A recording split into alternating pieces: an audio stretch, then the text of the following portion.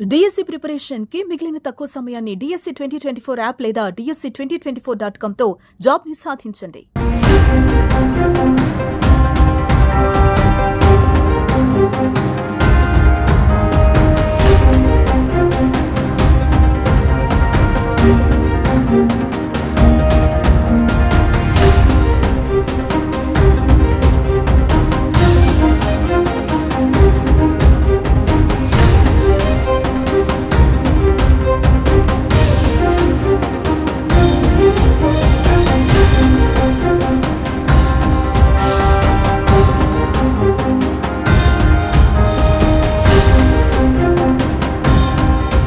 జమ్మూ కశ్మీర్లో పాకిస్తాన్ కాల్పులకు తెగపడింది. శనివారం మోటార్ షెల్లింగ్, డ్రోన్ దాడులు చేసింది. పాక్ చేసిన దాడుల్లో మొత్తం 7 మృతి చెందారు. మృతుల్లో కశ్మీర్ ప్రభుత్వాధికారి, 2 భద్రతా అధికారులున్నారు.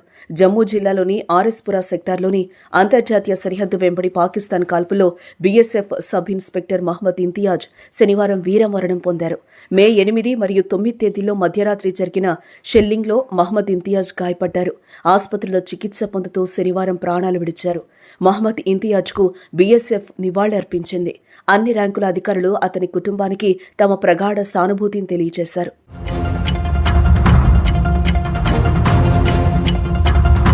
శనివారం తెల్లవారుజామున జమ్మూ ప్రాంతంలో పాకిస్తాన్ జరిపిన మోటార్, డ్రోన్ దాడుల్లో జమ్మూ కశ్మీర్ ప్రభుత్వానికి చెందిన ఒక సీనియర్ అధికారి, ఆర్మీకి చెందిన జూనియర్ కమిషన్డ్ ఆఫీసర్ సహా 6 మరణించగా మరో 20 మంది గాయపడ్డారు. షెల్లింగ్ బాధిత నివాస ప్రాంతాలను ముఖ్యమంత్రి ఒమర్ అబ్దుల్లా సందర్శించారు. సీమాంతర షెల్లింగ్లో మరణించిన వారి కుటుంబాలకు ఒక్కొక్కరికి 10 లక్షల ఎక్స్గ్రేషియా ప్రకటించారు.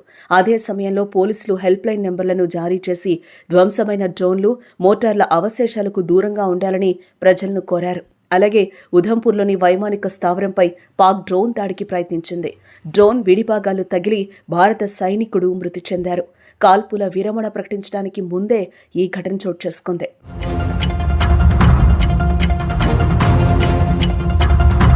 అమెరికా మధ్యవర్తిత్వంతో కుదిరిన ఈ ఒప్పందం అమల్లోకి వచ్చిన కొద్ది గంటల్లోనే పాకిస్తాన్ తన వక్రబుద్ధిని చాటుకుంది. ఎల్ఓసి అంతర్జాతీయ సరిహద్దు వెంబడి రెచ్చగొట్టే విధంగా కాల్పులకు, డ్రోన్ దాడులకు పాల్పడింది. శనివారం మధ్యాహ్నం భారత Pakistan director general of military operations మధ్య చర్చలు జరిగాయి. ఈ చర్చల్లో భూమి, గగనతలం, సముద్ర మార్గాల్లో అన్ని రకాల కాల్పులు, సైనిక కార్యకలాపాలను తక్షణమే నిలిపివేయాలని ఇరుపక్షాలు అంగీకరించాయి. భారత కాలమానం ప్రకారం శనివారం సాయంత్రం 5 గంటల నుంచి ఈ ఒప్పందం అమల్లోకొస్తుందని భారత విదేశాంగ కార్యదర్శి విక్రమ్ మిస్రీ ధృవీకరించారు. అయితే ఒప్పందం అమల్లోకి వచ్చిన కొద్ది గంటల్లోనే శనివారం రాత్రి పాకిస్తాన్ వైపు నుంచి డ్రోన్లు సరిహద్దును దాటి భారత భూభాగంలోకి ప్రవేశించాయి. జమ్మూ కశ్మీర్లోని శ్రీనగర్ నుంచి గుజరాత్లోని భుజ్ వరకు పలు ప్రాంతాల్లో పాకిస్తానీ డ్రోన్లు కనిపించాయి.